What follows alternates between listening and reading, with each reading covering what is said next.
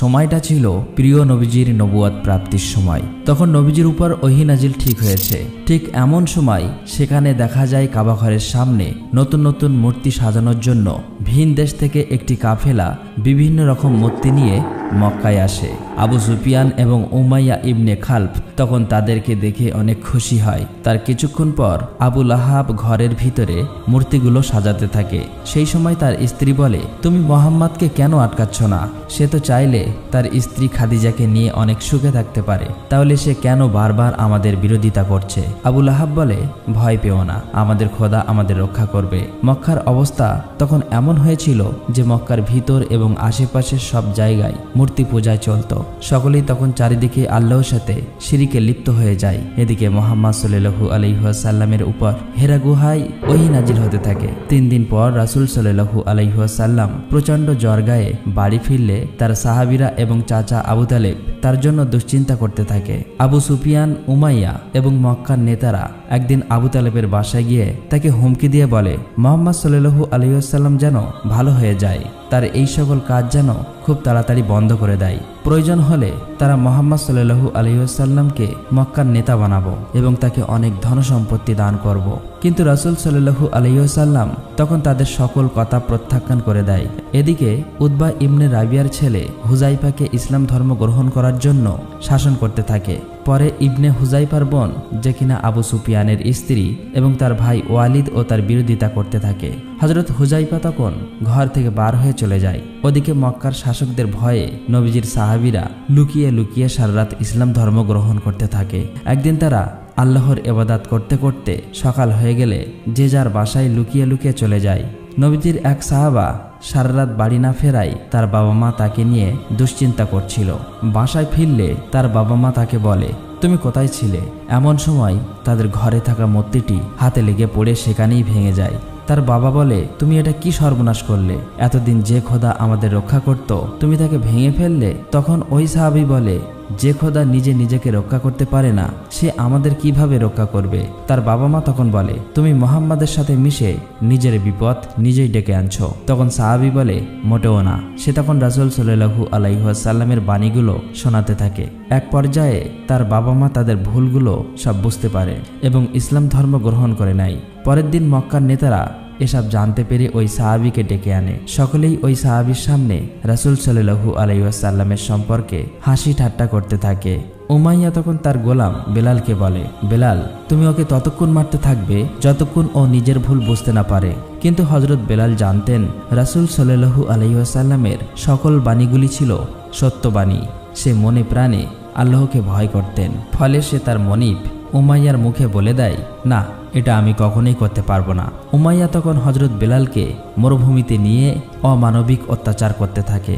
তখন সেখানে নবীজির পালক পুত্র জাহেদ আসে এবং বলে, আবু বকর এই গোলামের জন্য 200 দিনার দিতে রাজি আছে, তুমি তাকে মুক্ত করে দাও। উমাইয়া তখন এই দিনারগুলো দেখে হযরত বেলালকে মুক্ত করে দেয়। এদিকে নবীজির কাছে ওহী নাজিল হওয়ায় মক্কার লোকেরা যেন সকলের সামনে ইসলাম প্রচারের কাজ চালিয়ে যায়। আল্লাহর হুকুমে সাহাবীরা সকলেই একত্রিত হয়ে মক্কা শহরে ইসলাম প্রচার করতে থাকে। তারা সকলেই দলবদ্ধ হয়ে কাবা ঘরের দিকে অগ্রসর হতে থাকে। মক্কার কাফের মুশরিকরা তখন নানাভাবে তাদেরকে অত্যাচার করতে থাকে। অনেক কষ্ট সহ্য করে তারা শেষমেশ কাবা ঘরের সামনেই পৌঁছাতে সক্ষম হয়। রাতে আবু সুফিয়ান এবং তার স্ত্রী কথা বলছিল। আবু সুফিয়ানের স্ত্রী তখন তাকে বলে, কিভাবে একজন অশিক্ষিত ব্যক্তির মুখ থেকে এত সুন্দর এবং সত্যবাণী বার হয়? আবু সুফিয়ান তখন বলে, যেভাবে দিন দিন তার অনুসারীরা বৃদ্ধি পাচ্ছে, আমাদের কিছু একটা করতেই হবে।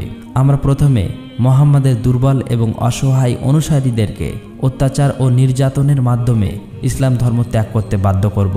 যেই বলা সেই কাজ। পরের দিন সুফিয়ান এবং তার বিভিন্ন গোত্রের নেতারা মিলে অসহায় ও দুর্বল মানুষদের তুলে আনে এবং তাদের উপর চালাতে থাকে প্রচণ্ড অমানবিক অত্যাচার ও নির্যাতন করতে করতে এক পর্যায়ে আবু জাহেল সুমাইয়া রাদিয়াল্লাহু তাআলা আনহাকে আঘাত করে মেরে ফেলে।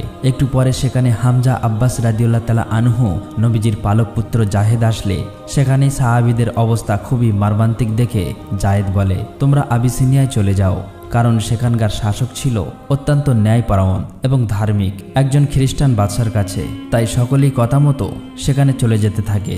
এদিকে আবু সুফিয়ান তাদের এই খবর জানতে পেরে তার একটি সহকর্মীকে বলে, তুমি আবু সিরিয়ায় চলে যাও, সেখানে গিয়ে তারা কি করছে সমস্ত খবরাখবর আমাকে বলবে। তখন তাকে আবু সিরিয়ায় পাঠিয়ে দেয়, কেননা মক্কার বাইরে যদি আবু সুফিয়ানের এসব কর্মকাণ্ড শুনে ফেলে তাহলে তার ব্যবসা বাণিজ্যের অনেক ব্যাঘাত ঘটবে। আবু সুফিয়ানের লোকটি সাথে সাথে সেই রাজ্যে চলে যায়। ওদিকে আবু সিরিয়ার রাজা তার সবাই প্রবেশ করতেই সকলেই মাথা নত করে তাকে সম্মান করে। মক্কা থেকে আসা ওই সাহাবীরা তাকে দেখে মাথা নত করেনি। তখন সেই রাজা তাদেরকে জিজ্ঞেস করে, তোমরা কেন আমার সামনে মাথা নত করনি? সাহাবীরা তখন বলে, আমরা আল্লাহ ছাড়া আর কারো সামনে মাথা নত করি না। আমাদের নবী আপনার কাছে পাঠিয়েছেন, কারণ তিনি বলেছেন আপনি একজন সত্যবাদী এবং ন্যায়পরায়ণ বাদশাহ। হযরত আব্বাস তখন নবীজির অনেকগুলো বাণী সকলের সামনে তুলে ধরেন। বাদশাহ তখন অবাক হয়ে যায়, কারণ তাদের নবী ঈসা আলাইহিস সালামও একই কথা বলে গিয়েছেন। বাদশাহ তখন বুঝতে পারে এটি হয়তো সত্য নবী। তখন সে আবু সুফিয়ানের লোকটিকে বলে, পাহাড় পরিমাণ সম্পদের বিনিময়েও আমি তাদেরকে তোমার হাতে তুলে দেব না। অতঃপর আবু সুফিয়ানের লোকটি চুপচাপ সেখান থেকে চলে আসে এবং বলে, ওখানকার বাদশাহ বলেছে পাহাড় পরিমাণ সম্পদ দিলেও তাদেরকে ফেরত পাঠাবে না। আবু সুফিয়ান সকল কিছু জানতে পেরে খুবই হতাশ হয়ে যায়। আবু সুফিয়ান তখন বলে, মক্কা থেকে হযরত মুহাম্মদ সাল্লাল্লাহু আলাইহি ওয়াসাল্লামের সকল অনুসারীকে বের করে দাও, তাদের উপর অমানবিক অত্যাচার চালাও, যাতে তারা ইসলাম ধর্ম ত্যাগ করতে বাধ্য হয়। কথা মতো পরের দিন থেকে মুহাম্মদ সাল্লাল্লাহু আলাইহি ওয়াসাল্লামের সকল অনুসারীকে বার করে তুলে আনে এবং তারা আবারও সকলের উপর চালাতে থাকে অমানবিক অত্যাচার ও নির্যাতন। আবু সুফিয়ান ঘোষণা করে, মক্কার কেউ যেন তাদের কোনো সাহায্য না করে। যদি কেউ সাহায্য করে তাহলে তাকে কঠিন শাস্তি ভোগ করতে হবে। তাই আর কোনো উপায় না দেখে মুহাম্মদ সাল্লাল্লাহু আলাইহি ওয়াসাল্লাম তার সকল অনুসারীকে নিয়ে মক্কার মরুভূমির খোলা প্রান্তরে চলে যায়। সেখানে থাকতে হয়েছিল 3টি বছর। এই 3টি বছর তাদের ভোগ করতে হয়েছিল ক্ষুধার যন্ত্রণা এবং অমানবিক অত্যাচার নির্যাতন। কিন্তু মুহাম্মদ সাল্লাল্লাহু আলাইহি ওয়াসাল্লামের জীবনের সবচাইতে কষ্টের মুহূর্তগুলো তখনও বাকি ছিল। তখন তার প্রিয় স্ত্রী খাদিজা এবং অভিভাবক আবু তালেব মারা যায়। আবু তালেবের মৃত্যুর আগে পর্যন্ত মক্কার কাফের মুশরিকদের আল্লাহর রসুলের দাওয়াত দিয়েছেন, কিন্তু মক্কার কাফের মুশরিকরা প্রতিবারের মতোই আল্লাহ এবং তার রসুলের কথাগুলো অমান্য করে গিয়েছে। চাচা আবু তালেবের মৃত্যুর পর নবীজির উপর থেকে যেন ছায়া সরে গেল। মক্কার কাফেররা এবার আরও বেশি কষ্ট দিতে লাগলো। বাধ্য হয়ে মুহাম্মদ সাল্লাল্লাহু আলাইহি ওয়াসাল্লাম তার পালিত পুত্র জাহেদকে নিয়ে তাইফে চলে যায়। কিন্তু সেখানে গিয়ে দেখল ভিন্ন চিত্র। তাইফের মানুষ মুহাম্মদ সাল্লাল্লাহু আলাইহি ওয়াসাল্লামকে কবুল করেনি, বরং তারা তাদের বাচ্চাকে লেলিয়ে দেয় তাকে পাথর মারার জন্য। বাচ্চারা তখন মুহাম্মদ সাল্লাল্লাহু আলাইহি ওয়াসাল্লামকে পাথর মারতে মারতে সেখান থেকে সরিয়ে দেয়। মুহাম্মদ সাল্লাল্লাহু আলাইহি ওয়াসাল্লাম এই ব্যবহারে এত বেশি কষ্ট পেয়েছিল যে ওই দিন তার জীবনের সবচেয়ে বেশি কষ্টের দিন বলে আখ্যায়িত হয়েছিল। দুঃখ ও ভারাক্রান্ত মন নিয়ে নবীজি কাঁদতে কাঁদতে রক্তাক্ত অবস্থায় তায়েফ ত্যাগ করে। নবীজি তখন তার সকল আশা ছেড়ে দিয়েছিল। এমন সময় আল্লাহ তাআলার হুকুমে অদ্ভুতভাবে মদিনা থেকে একটি কাফেলা আসে। তারা এসে নবীজিকে মদিনায় যাওয়ার জন্য আমন্ত্রণ জানায়। এটা শুনে নবীজি অনেক খুশি হয়েছিল। নবীজি তখন তার সাহাবীদের কথা চিন্তা করে নিজেই মক্কায় থেকে যায়, যা করে তার সাহাবীরা কোনো বাধা বিপত্তি ছাড়া মদিনায় পৌঁছাতে পারে। দিন দিন এভাবেই মুহাম্মদ সাল্লাল্লাহু আলাইহি ওয়াসাল্লামের জনপ্রিয়তা এবং ইসলাম প্রসার দেখে আবু সুফিয়ান এবং তার লোকেরা নবীজির উপর আরও বেশি হিংসা করতে থাকে। তারা বলে, এবার নবীজিকে হত্যা করব। যেই ভাবা সেই কাজ। তারা অনেক লোক পাঠিয়ে দেয় নবীজিকে মারার জন্য। সেখানে গিয়ে দেখে নবীজির বদলে হযরত আলী রাদিয়াল্লাহু তাআলা আনহু শুয়ে আছে। আবু সুফিয়ান এই ব্যাপারটি জানতে পারলে তখন সে মক্কায় ঘোষণা করে দেয়, যে ব্যক্তি মুহাম্মদ সাল্লাল্লাহু আলাইহি ওয়াসাল্লামকে জীবিত অথবা মৃত অবস্থায় ধরে আনতে পারবে তাকে 100 উট পুরস্কার দেওয়া হবে। মক্কার লোকেরা তখন পাগলের মতো বেরিয়ে যায় নবীজিকে খোঁজার জন্য। খুঁজতে খুঁজতে তারা একটি গুহা দেখতে পায়, কিন্তু তারা গুহার মুখে গিয়ে দেখতে পায় একটি মাকড়সার জাল বাসা বেঁধে আছে, যা দেখে বুঝতে পারে এই গুহায় অনেক দিন ধরে কেউ প্রবেশ করেনি। আসলে তাদের ধারণাটি ভুল ছিল। গুহাটির ভিতরেই আমাদের প্রিয় নবী হযরত মুহাম্মদ সাল্লাল্লাহু আলাইহি ওয়াসাল্লাম এবং তার সাহাবীরা ছিল। আল্লাহর হুকুমে মাকড়সার জাল বাঁধার কারণে কাফেররা বিভ্রান্ত হয়ে চলে যায়। ফলে আমাদের প্রিয় নবী হযরত মুহাম্মদ সাল্লাল্লাহু আলাইহি ওয়াসাল্লাম এবং তার সাহাবীরা সেবারের মতো বেঁচে যায়। এদিকে মক্কার লোকেরা অপেক্ষা করতে থাকে কখন মুহাম্মদ সাল্লাল্লাহু আলাইহি ওয়াসাল্লাম তাদের কাছে এসে পৌঁছাবে। অপেক্ষা করতে করতে একসময় মদিনার মরুভূমিতে দেখা যায় মুহাম্মদ সাল্লাল্লাহু আলাইহি ওয়াসাল্লাম তাদের দিকে ফিরে আসছে, যা দেখে তারা খুবই আনন্দিত হয়ে যায়। তারা সকলেই মুহাম্মদ সাল্লাল্লাহু আলাইহি ওয়াসাল্লামকে অতি যত্ন আদরের সাথে গ্রহণ করে নেয়। এরপর আল্লাহ তাআলার হুকুমে একটি উটের মাধ্যমে একটি জায়গা নির্বাচন করে সেখানে একটি মসজিদ নির্মাণ করা হয়। মদিনার সকল ধনী গরিব একসাথে ওই মসজিদের কাজ সম্পন্ন করে। এরপর হযরত হামজা বলে, মসজিদে কি যেন একটা কমতি রয়েছে। তখন এক সাহাবী বলে, সকলকে আল্লাহর কথা স্মরণ করে দেওয়ার জন্য আমাদের একটি ঘণ্টা রাখার প্রয়োজন। হযরত হামজা তখন বলে, না, ঘণ্টা তো খ্রিস্টানরা ব্যবহার করে। তখন এক সাহাবী বলে, তাহলে আমরা কেন বাদ্যযন্ত্র ছাড়া নিজেরাই মানুষকে আল্লাহর পথে ডাকছি না? হযরত মুহাম্মদ সাল্লাল্লাহু আলাইহি ওয়াসাল্লাম তখন বেলালের দিকে আঙুল দিয়ে ইশারা করে বলে, হে বেলাল, তুমি আজান দাও। হযরত মুহাম্মদ সাল্লাল্লাহু আলাইহি ওয়াসাল্লামের আদেশে বেলাল প্রথমবারের মতো মদিনায় আজান দেয়।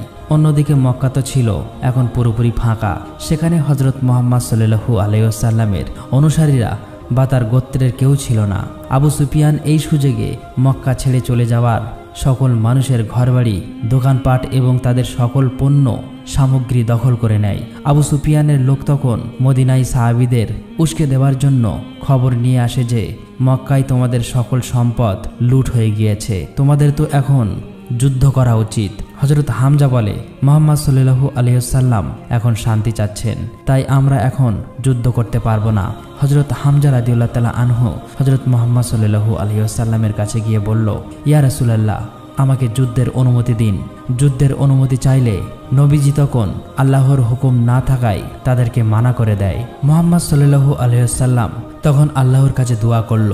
কিছুদিনের মধ্যেই আল্লাহ তাআলা তাদেরকে যুদ্ধ করার অনুমতি দেয়।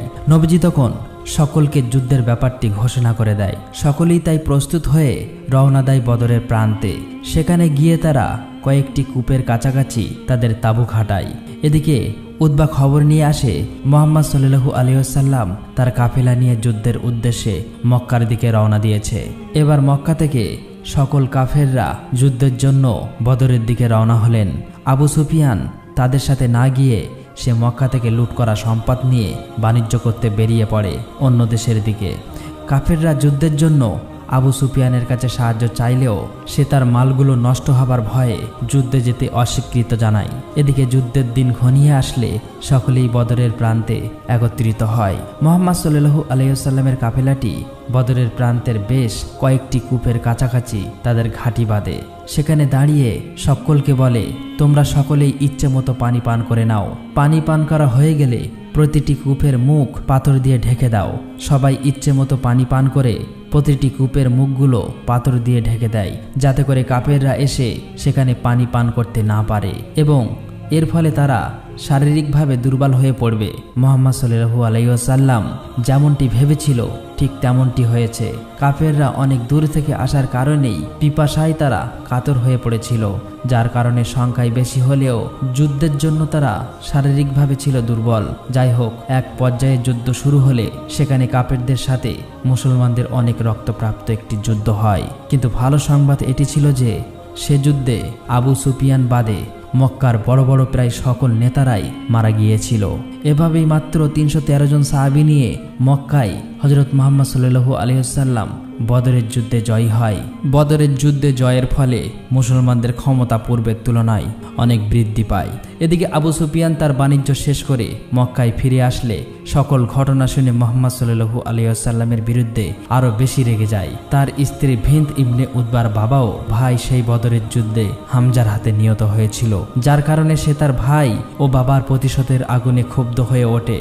আবু সুফিয়ানের সবাই একজন বর্ষা নিক্ষেপকারী ছিল, যার নিশানা ছিল অতি নিখুঁত এবং সূক্ষ্ম। আবু সুফিয়ানের স্ত্রী তখন সেই বিক্ষোভকারীর কাছে গিয়ে বলে, তুমি যদি হযরত হামজাকে মারতে পারো তাহলে আমি তোমাকে অনেক স্বর্ণ মুদ্রা দেব এবং তোমাকে আজাদ করে দিব। এভাবেই কেটে যায় ১ বছর। এক সাহাবী মক্কা থেকে একদিন খবর নিয়ে আসে মক্কার লোকেরা তাদের বদরের যুদ্ধের প্রতিশোধ নেওয়ার জন্য আবার নতুনভাবে যুদ্ধের প্রস্তুতি নিচ্ছে। তারা সংখ্যায় মুসলমানদের তুলনায় অনেক বেশি, তাই মুসলমানদের জন্য এটি ছিল একটি দুশ্চিন্তার ব্যাপার। দেখতে দেখতে এভাবেই সময় ঘনিয়ে আসে। সকলেই উপস্থিত হয় উহুদ পাহাড়ের সামনে। মুহাম্মদ সাল্লাল্লাহু আলাইহি ওয়াসাল্লাম সাহাবীদেরকে দুটি দলে ভাগ করে দেয়। একটি দল যুদ্ধ করবে এবং অপর একটি দল পিছন থেকে জামালে রোম নামের একটি পাহাড়ে দাঁড়িয়ে পাহারা দেবে, যাতে করে শত্রুরা পিছন থেকে আক্রমণ করতে না পারে। মুহাম্মদ সাল্লাল্লাহু আলাইহি ওয়াসাল্লাম সাহাবীদেরকে বারবার নিষেধ করেছে, যত কিছুই হোক না কেন তারা যেন কোনোভাবেই সেই পাহাড় থেকে না নড়ে। কিছুক্ষণ পর শুরু হয়ে যায় আবারও সেই রক্তক্ষয়ী যুদ্ধটি। যুদ্ধ করতে করতে আবু সুফিয়ানের স্ত্রীর সেই ঠিক করা বর্ষা নিক্ষেপকারী সুযোগ বুঝে একটি বর্ষা নিক্ষেপ করে হযরত হামজাকে মেরে ফেলে। হযরত হামজার মৃত্যু দেখে মুসলমানরা প্রচণ্ড রেগে যায়। তারা সবাই অনেক বেশি ক্ষুব্ধ হয়ে যায়, যা দেখে কাফির মুশরিকরা তখন পালাতে থাকে। মুসলমানরা ভেবেছিল তারা হয়তো যুদ্ধে বিজয়ী হয়ে গিয়েছে। এটি দেখে পিছনের পাহারাদার সকল সাহাবীরা সেখান থেকে চলে আসে, কিন্তু এটিই ছিল তাদের সবচেয়ে বড় ভুল। যুদ্ধের জন্য আবু সুফিয়ান খালিদ বিন ওয়ালিদ নামক একজন লোককে ঠিক করে রেখেছিল। সে দূর থেকে সকল কিছু দেখেছিল, তাই সে তার বাহিনী নিয়ে পিছন থেকে মুহাম্মাদের উপর আক্রমণ করে বসে।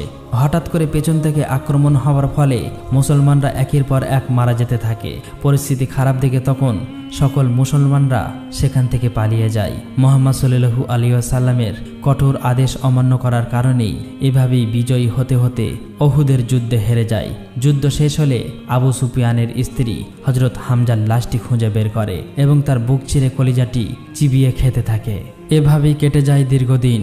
মুহাম্মদ সাল্লাল্লাহু আলাইহি ওয়াসাল্লাম তার সাহাবীদের নিয়ে বিশাল একটি কাফেলা নিয়ে বের হয় ইসলাম প্রচারের উদ্দেশ্যে। মাঝপথে গিয়ে তারা সবাই বিশ্রাম নেওয়ার জন্য এক জায়গায় বসে পড়ে। হঠাৎ সেখানে খালিদ বিন ওয়ালিদ তার সৈন্য বাহিনী নিয়ে চলে আসে আক্রমণ করার জন্য, কিন্তু মুসলমানদের ব্যবহারে তাকে মুগ্ধ করে ফেলেছিল। তাই খালিদ বিন ওয়ালিদ আর কিছু না বলে সেখান থেকে চলে যায়।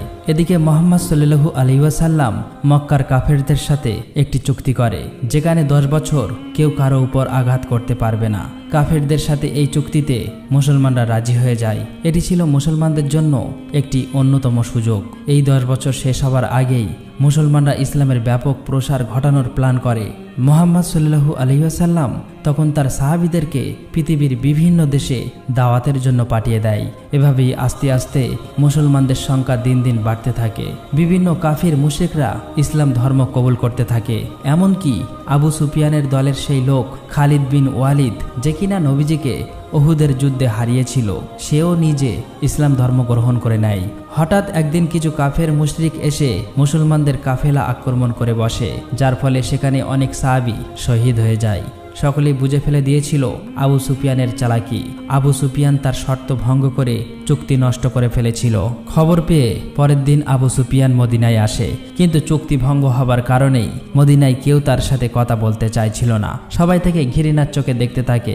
এমনকি সে হযরত মুহাম্মদ সাল্লাল্লাহু আলাইহি ওয়াসাল্লামের সাথে কথা বলতে চাইলে মুহাম্মদ সাল্লাল্লাহু আলাইহি ওয়াসাল্লাম বারবার তার দিক থেকে মুখ ফিরিয়ে নিচ্ছিল। আবু সুফিয়ান তখন নিজের মতো করে বলতে থাকে, আমি সব দিক থেকে হেরে গেলাম এমন একজনের কাছে, যে কিনা একজন মেষপালক। তখন হযরত আব্বাস রাদিয়াল্লাহু তাআলা আনহু বলে, সেই সামান্য মেষপালকের ধর্ম এখন সারা বিশ্বে ছড়িয়ে পড়েছে। ততদিন ইসলাম ধর্ম গ্রহণকারী লোক সংখ্যা ছিল 10,000-এরও বেশি। এই বহুল সংখ্যক সাহাবী নিয়ে নবীজি রওনা দেয় মদিনা থেকে মক্কার উদ্দেশ্যে। আবু সুফিয়ান তখন মক্কায় ফিরে এসে তার গোত্রের লোকদের বলতে থাকে, আর কোনো উপায় নেই, মুহাম্মদ তার কথা রেখেছে। সে সত্যিই সারা বিশ্বে সকলের মন জয় করে নিয়েছে। মক্কার কাফেররা তখন বুঝতে পারে তাদের আর কোনো করার কিছুই ছিল না। মুহাম্মদ সাল্লাল্লাহু আলাইহি ওয়াসাল্লাম এবং তার সাহাবীরা মক্কার পাশেই মরুভূমিতে রাত্রি যাপন করতে থাকে। আবু সুফিয়ান এবং তার স্ত্রী হিন্দ ইবনে উতবা রাতে লুকিয়ে লুকিয়ে তাদেরকে দেখতে যায় এবং এত বড় কাফেলা দেখে তারা খুবই অবাক হয়ে যায়। আবু সুফিয়ান বুঝতে পারে ইসলামের বিজয় সুনিশ্চিত। আবু সুফিয়ান তখন সেই কাফেলার কাছে গিয়ে মুহাম্মদ সাল্লাল্লাহু আলাইহি ওয়াসাল্লামের সাথে দেখা করে এবং তার কাছে ইসলাম ধর্ম কবুল করে নেয়। পরের দিন মুহাম্মদ সাল্লাল্লাহু আলাইহি ওয়াসাল্লাম তার বিশাল কাফেলাটি নিয়ে মক্কায় চলে আসে। মুহাম্মদ সাল্লাল্লাহু আলাইহি ওয়াসাল্লাম মক্কাকে অনেক ভালোবাসতেন। মক্কায় আসার পর সকল মুসলমানরা মিলে কাবা ঘর দখল করে নেয়। মুহাম্মদ সাল্লাল্লাহু আলাইহি ওয়াসাল্লাম তখন সকলের উদ্দেশ্যে বলতে থাকেন তিনি তার সকল শত্রুকে ক্ষমা করে দিয়েছেন, আজ থেকে তোমরা সবাই মুক্ত। এদিকে মুহাম্মদ সাল্লাল্লাহু আলাইহি ওয়াসাল্লাম বুঝতে পারে তার জীবনের শেষ দিনগুলো ঘনিয়ে আসছে, তাই জীবনের শেষবারের মতো সে বিদায় হজের ভাষণ দিতে চেয়েছিলেন, যেখানে নবীজি বলেছেন আমি হয়তো তোমাদের মাঝে আর বেশি দিন থাকবো না। তোমরা গরিবদের তাই খাওয়াও যা তোমরা খাও, তাদের তাই পরতে দাও যা তোমরা নিজে পরিধান করো। মনে রেখো তোমাদের সকলেই একদিন মহান আল্লাহ তাআলার সামনে উপস্থিত হতে হবে এবং তোমাদের সকল কৃতকর্মের হিসাব দিতে হবে। মুহাম্মদ সাল্লাল্লাহু আলাইহি সাল্লাম তার সাহাবীদের এরকম অসংখ্য মেসেজ দিয়ে গিয়েছিল। মুহাম্মদ সাল্লাল্লাহু আলাইহি ওয়াসাল্লামের শেষ কথা ছিল আমি তোমাদের কাছে দুটি জিনিস রেখে যাচ্ছি, আল্লাহর কোরআন এবং আমার সুন্নাহ, যা তোমাদের জন্য আলো এবং নির্দেশনা স্বরূপ। এভাবেই হযরত মুহাম্মদ সাল্লাল্লাহু আলাইহি সাল্লাম তার সারাটা জীবন শুধু কষ্ট এবং ত্যাগের বিনিময়ে আমাদেরকে ইসলাম ধর্ম দিয়ে গিয়েছেন। নিজের পুরোটা জীবন উনি শুধু তার উম্মতের কথাই ভেবে গিয়েছেন। প্রিয় নবী হযরত মুহাম্মদ সাল্লাল্লাহু আলাইহি সাল্লাম জীবনের শেষ মুহূর্তেও তিনি তার উম্মতের কথা ভাবতে ভাবতেই মৃত্যুবরণ করেন। তাই আমরা সকলেই চেষ্টা করব আমাদের প্রিয় নবী হযরত মুহাম্মদ সাল্লাল্লাহু আলাইহি সাল্লামের সকল সুন্নাহগুলোকে আঁকড়ে ধরার এবং কোরআনের আলো দিয়ে নিজেদের জীবনকে গড়ে তোলার। আমার বিশ্বাস মুহাম্মদ সাল্লাল্লাহু আলাইহি সাল্লামের জীবনী প্রতিটা মুসলমানের জন্য গর্বের এবং শিক্ষণীয় বিষয়। আল্লাহ তাআলা যেন আমাদের সকলকে প্রিয় নবী হযরত মুহাম্মদ সাল্লাল্লাহু আলাইহি সাল্লামের দেখানো পথে চলার তৌফিক দান করুক। আমিন।